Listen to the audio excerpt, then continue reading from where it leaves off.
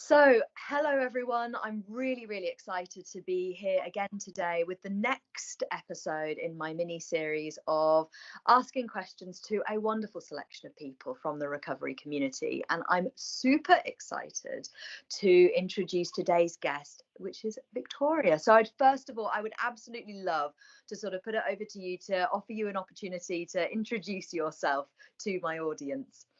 Thank you, Emily. Thank you for having me. And hello, Emily's audience. You may or may not know me. I'm Victoria Kleinsman. My title, if you like, is a food freedom and body love coach. And I help women and men, actually, mainly women though, recover from any kind of eating disorder, any kind of body image struggle, fall back in love with themselves, be confident as fuck. And that's because I've had my own journey for 20 years being in eating disorders, different eating disorders, which primarily always stems from restriction. And now I'm completely free and healed and happy and overflowing with love to give to other people. So that's me in a nutshell, if you like. Honestly, I feel like from the time that I've had the joy of kind of actually getting to speak with you directly, the word that really does shine out from you is love. I think it's a really wonderful thing. And I know when I was a guest on your podcast a couple of weeks ago, actually, that was something that I really took away from our time together. So I do absolutely recommend that anyone who is interested in the kind of things you've just spoken about to go and kind of check out all of the wonderful stuff that you are sharing. For today, though, we've got the 3 questions, and if you're ready, I would absolutely love to sort of dive into that first one. Let's do it. And I've got notes. So if you see me look to the side, that's why. But it's to keep me off on tangents that I like to go on. So I'm ready. So that's absolutely perfect. So the first question is, what are the 3 most important things that you learned or did in your recovery journey? Well, I actually, if it's okay with you, Emily, would like to read word for word what I wrote down on one of my pinned Instagram posts. I think it just lands really powerfully. Yeah, absolutely. I'd love that. Okay, so number 1 was when I truly realized that nobody was going to save me. There was no man on a white horse, there was no fairy godmother. There was, however, me, myself, and I, and mentors and coaches who could guide me to this journey to freedom. And the realization felt very lonely at first, and then scary, and then something shifted, which brings me on to number 2, second thing. Number 2 was when I realized that I and only I had the power to change, and I actually wasn't who I thought I was. Now, bear with me, this is a little bit long, but I think it's worth sharing everything I want to share. And number 2, I had the power to heal. It was me all along. Only I could validate myself. Only I could know that I was enough. Nobody else could do it for me.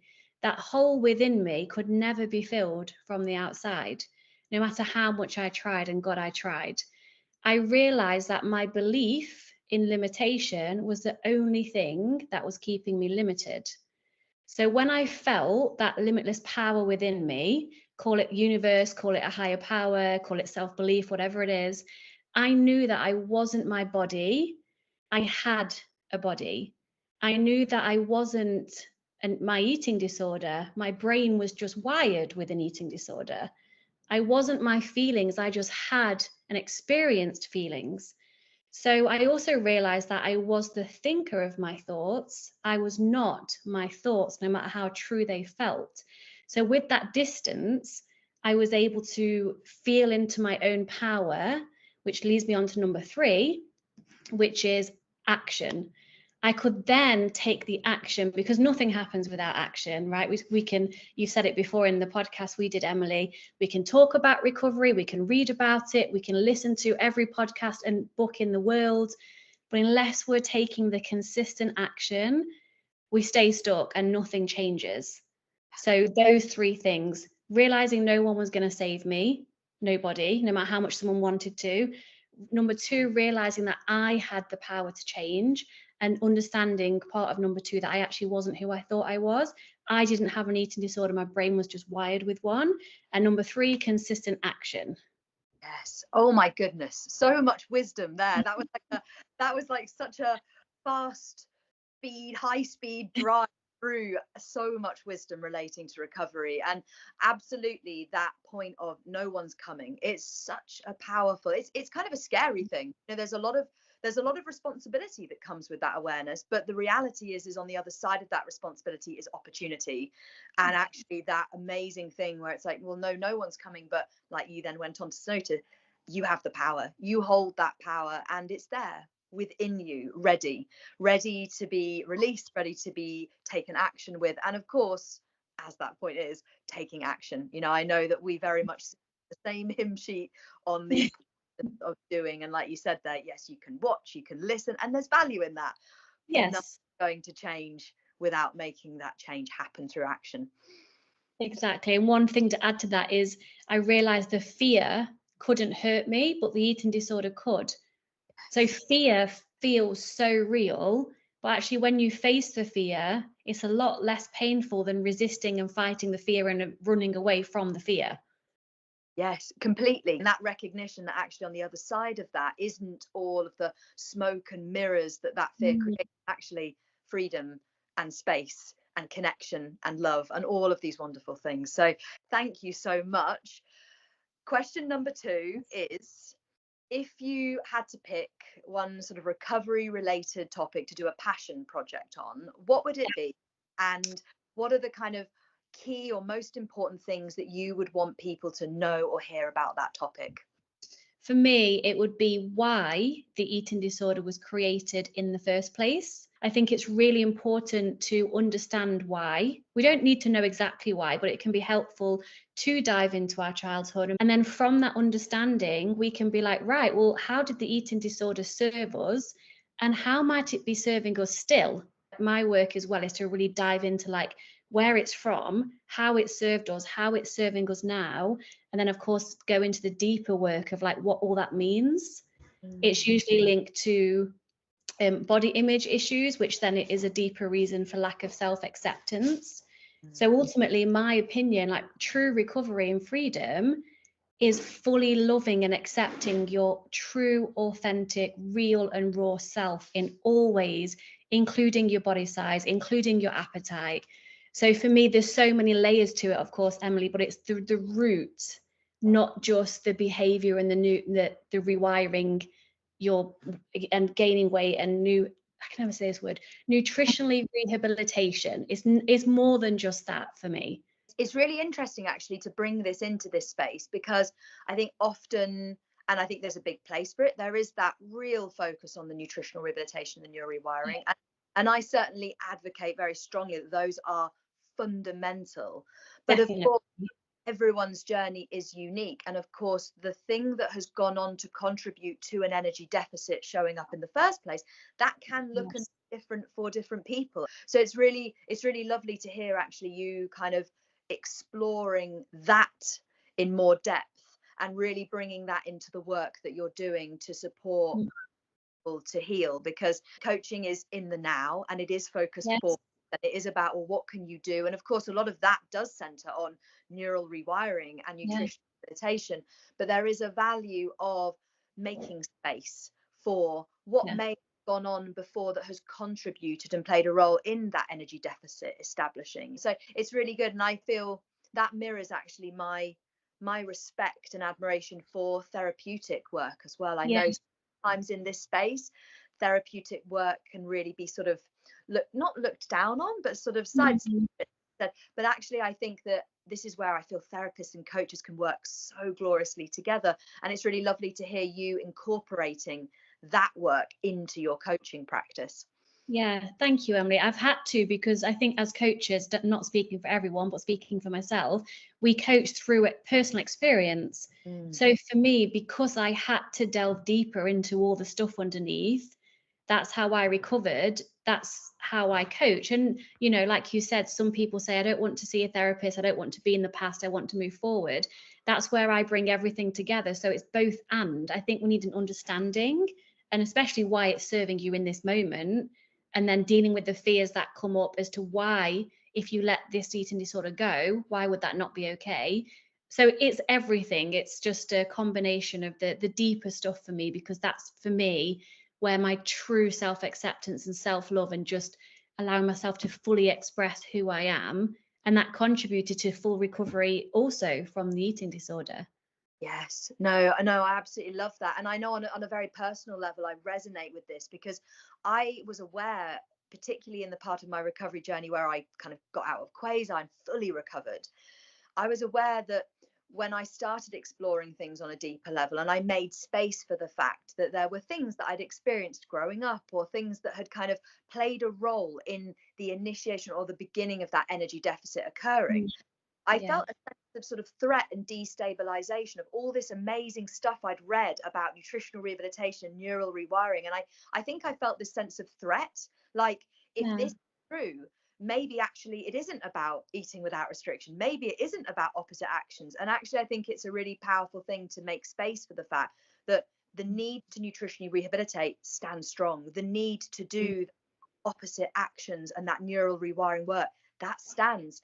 But it can Yes. also be valuable to make space for that healing on a deeper holistic level, and make space for acknowledging where that energy deficit started, what was going on, what your body and yourself's whole story and journey is, so you can kind of make peace with things, that you can work through things, and then make that sort of full and complete journey to recovery.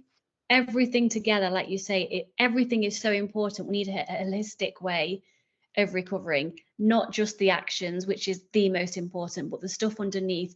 But that's when I say that no one then will relapse. Because if you think of a tree, you pluck the leaves off, they'll grow back.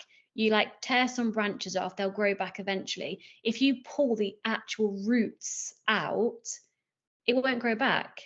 So for lifelong recovery, and again, this is just my experience, the behavioral stuff is really important. You can't recover just in therapy, in my opinion, Yes, but no, it's everything together. I love that. Thank you. And it's really lovely to have this kind of conversation. This is exactly what I wanted this mini series to be about, because it's so lovely to hear different people's perspectives and the angles that you're working from. I love this kind of conversation. You too. You too, Emily. Thank you.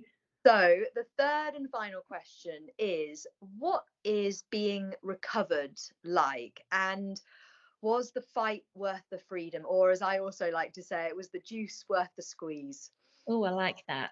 I've got a few things to say on the word fight, but first I'm going to share with you what recovery feels like to me. And I wrote some words down: enlightening, relieving, almost like, oh, the pressure's gone from trying to be fucking perfect all the time. So that was a big one for me, feeling relieved.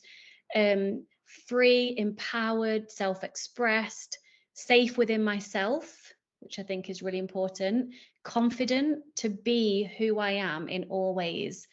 It's about way more than just being able to eat freely, so much more. And in terms of fighting, for me, I'm a fighter naturally, and many of us listening to this mostly are. And I realized that I'd been fighting with myself my entire life. And even though I was a fighter and I had a lot of will and I was fighting in recovery, that was no longer serving me. So actually, I swapped fighting with surrender, complete surrender to letting go of control. That worked for me. So I could fight, yeah, because I'm a fighter, but it was exhausting. So when I had an eating disorder thought, or when I was like trying to fight and push through for what I wanted, I would just drop it all and surrender to letting go of control, and then connect to the true me, which then was a recovered action. So for me, actually, it wasn't fighting, because I imagined like two of me with a tug of war, like I was pulling against myself. And I had this dream one time where I dropped the rope, so therefore there's nothing for that other part of me to pull against. And I walked up to the other part of me and just hugged her and said, "We're in this together. Let's do a peace march instead of like fighting for recovery." So that's what I would like to add, and that worked for me. But there is a lot of effort involved, of course. Yes. You know what? I really, really love that. I really love that. And I think that, of course, that word fight, it resonates with people in different ways Mm. in the journey, and the journey is a unique one.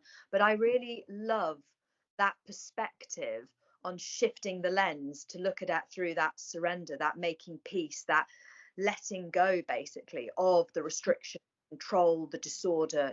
I really, Mm. I really love that.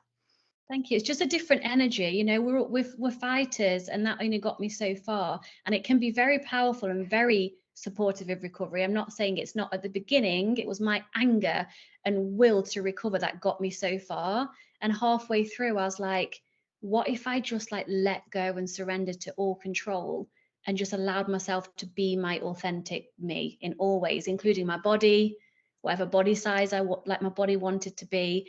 And that's what's created such a feeling of peace and freedom in my life, because I can't control shit, and that's great. I'm so happy I can't control shit. It's exhausting trying to control everything, even trying to control recovery. It's exhausting. Just give up control, let go. Yes. You know what? And I can feel it in myself as we're having this conversation now, because I feel I still hold those kind of visceral memories of the journey. And I think the work Yeah. coach keeps it alive in a way that if I didn't coach, it would probably be fading away into the distance more. But I have memories of that place, of the battle that it can feel like, and the fight of recovery. And it can feel, and it does at times feel like that. But actually, I think there's a really powerful shift to be had in paying attention to the ways in which actually it's about putting the fight down and really just Mhm. leaning into the wisdom that your core self and your body already knows. And I know that I've spoken a few times on this channel about feeling like in ways actually recovery was this sigh of relief. And actually when I made space for it, there was so much about the recovery process, the doing of recovery, that was gloriously enjoyable. You know, Yeah. actually resting when your body is exhausted is of course glorious. It is Mm. a lot of peace to be had in the doing of that. And this isn't to discredit the challenge of that and the No, tussle that's gone no. within. But absolutely, you know, I felt this sense of almost a sigh of relief from my body and myself. Yeah. Yes.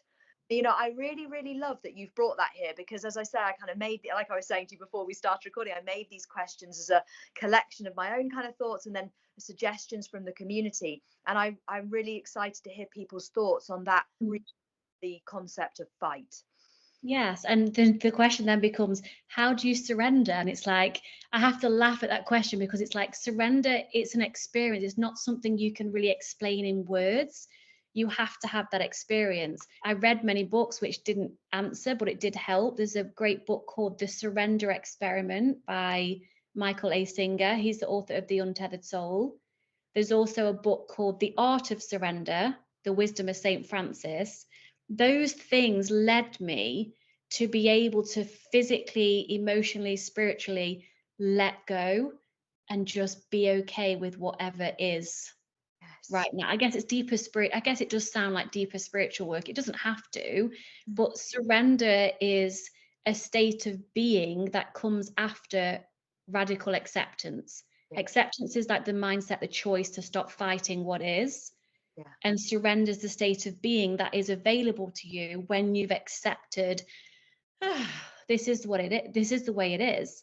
I can have feelings about it. I can not like it. I can fight it. I can resist it. Or I can just almost like give up, which feels horrible when you're an overachiever and a perfectionist, because it's like the worst thing ever. But giving up for me and letting go was the best thing I ever did for myself. And that's where surrender's born.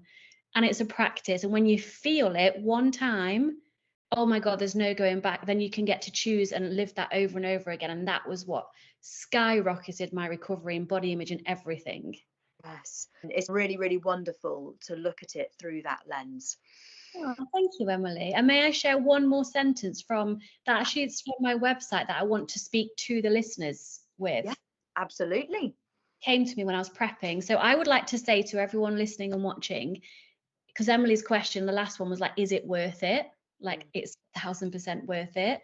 If I could offer you a taste, pun intended, of what it's like to live in complete food freedom and body love, any doubts in your mind about starting recovery would vanish. Full recovery from eating disorders goes far beyond what you might imagine. It brings mental relaxation and a shift in perception that transforms your world from a place of anxiety to one of bliss. And I feel like emotional, like reading that, because I know you know what it feels like to be living in that hell of anxiety.